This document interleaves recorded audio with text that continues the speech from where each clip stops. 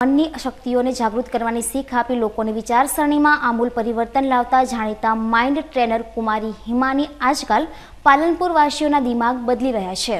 અત્યાર સુધી ભારત અને આફ્રિકા સહિત દુનિયાના અન્ય દેશોમાં 170 જેટલા સફળ સેમિનાર યોજી 40,000થી વધુ લોકોના મગજમાંથી નકારાત્મક વિચારસરણીને દૂર હડસેલી ચૂકેલા મિસ હિમાની દ્વારા ગઈ સાંજે પાલનપુરના કાનુભાઈ મહેતા સાંસ્કૃતિક ભવનમાં નિઃશુલ્ક માર્ગદર્શન સેમિનારનું આયોજન કરાયું હતું, જેને વ્યાપક આવકાર સાંપડ્યો હતો।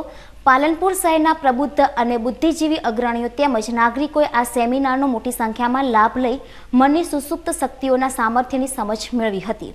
પોતાના દરેક સેમિનારમાં લોકોને લક્ષ્ય પ્રાપ્તિ સુધી પ્રયાસરત રહેવાની સોનેરી શીખ આપતા મિસ હિમાનીએ બીકે ન્યૂઝ સાથેની વાતચીતમાં જણાવ્યું હતું કે વિચારસરણીમાં હકારાત્મક અભિગમના મિશ્રણ અને મનની શક્તિઓને જાગૃત કરવાથી લોકો સફળતા, સુખ, શાંતિ અને સમૃદ્ધિ ઉપરાંત તંદુરસ્તી સહિતના તમામ મોરચે ઈચ્છિત સફળતા મેળવી શકે છે।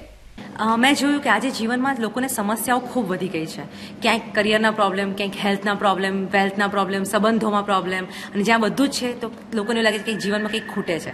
એટલે હું પોતે ઘણી બધી મેં જોયું કે ફેસબુક પરથી, ફોન પરથી મને બહુ જ ઇન્ક્વાયરી આવતી હતી કે જીવનમાં કંઈક એવું મેડમ શીખવાડો કે જેનાથી મારા જીવનમાં ખરેખર એક બદલાવ આવે, એક પોઝિટિવિટી આવે જીવનમાં અને અમે જીવનને જીવી શકીએ। અત્યારે એવું લાગે છે કે જીવનને અમે ઢસડી રહ્યા છે। એટલે મેં ઘણો રિસર્ચ કર્યો અને એના પરથી મેં જોયું કે મેં મારા જીવનમાં ઘણી ટેકનિક્સ અપનાવી હતી જેના હિસાબે મારા જીવનમાં બદલાવ આવ્યો। તો એનો મેં એક વર્કશોપ બનાવ્યો છે અને પાલનપુરથી મને કન્ટિન્યુઅસલી રિક્વેસ્ટ હતી કે મેડમ પાલનપુરમાં એક વર્કશોપ કરવો છે, કારણ કે પાલનપુરથી લોકો અમદાવાદ આવે તમને ઘણું દૂર પડતું હતું। તો અમે અત્યારે પાલનપુરની અંદર એક વર્કશોપ લઈને આવ્યા છે, મનની શક્તિઓને જાણો અને એ શક્તિઓને ઉપયોગ કરી જીવનમાં તમારે જે જોઈએ છે, હેલ્થ જોઈએ છે, વેલ્થ જોઈએ છે, પૈસા, કરિયર, સફળતાઓ જે જોઈએ છે એ તમે કેવી રીતે મેળવો એનો આખો 2 દિવસનો વર્કશોપ થવાનો છે।